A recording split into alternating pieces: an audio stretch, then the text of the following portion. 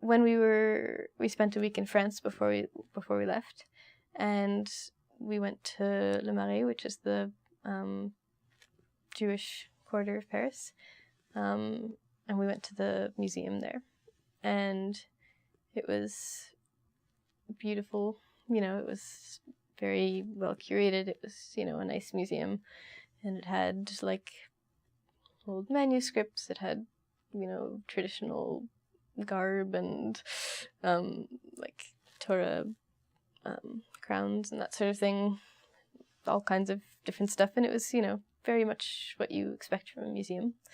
And then the first place we went in Eastern Europe was Odessa in Ukraine, and we went to the Jewish Museum there, and it was so different. It was like a tiny little place. It was like in an apartment, a couple of rooms, and there was one staff member who unlocked the door to let us in and turned on the lights, and it was like